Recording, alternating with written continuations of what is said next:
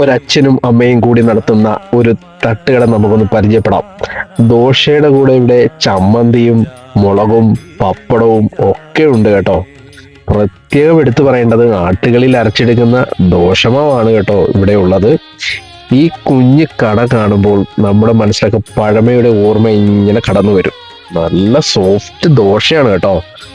നല്ല ചായയും കൂടി ആയാലോ പൊളിക്കും. ആൾക്കാരൊക്കെ ഇങ്ങനെ ആസ്വദിച്ച് കഴിക്കുന്നുണ്ട് കേട്ടോ. അടിപൊളി ദോശ അതെ. ഏകദേശം 35 വർഷത്തോളമായി ഈ കട തുടങ്ങിയിട്ട്. ഞാനും വാങ്ങി കഴിച്ചു. നല്ല ടേസ്റ്റാണ് കേട്ടോ. ആ ആട്ടുകളിൽ അരയ്ക്കുന്ന ടേസ്റ്റാ എടുത്തറിയാനുണ്ട്. നമ്മുടെ ഒരച്ഛനും അമ്മയും തുടങ്ങുന്ന ഒരു കുഞ്ഞു തട്ടുകടയാണ്, ദോശക്കടയാണ്. നല്ല ടേസ്റ്റുള്ള ദോശയാണ് കേട്ടോ ഇവിടെ കൊടുക്കുന്നത്. നിങ്ങളെല്ലാവരും ഒന്ന് സപ്പോർട്ട് ചെയ്യണം. നല്ല സൂപ്പർ ദോശയാണ്.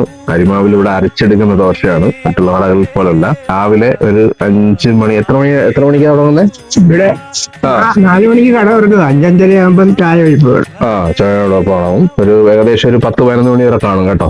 അതിനല്ല ഉച്ചവരെ ഉച്ചവരെ കാണുമെന്നാ പറയുന്നത്. അന്നേരം എല്ലാവരും അറിയാൻ വയ്യാത്തവരുണ്ടെങ്കിൽ വരിക, ട്രൈ ചെയ്ത് നോക്കുക. ഓക്കെ.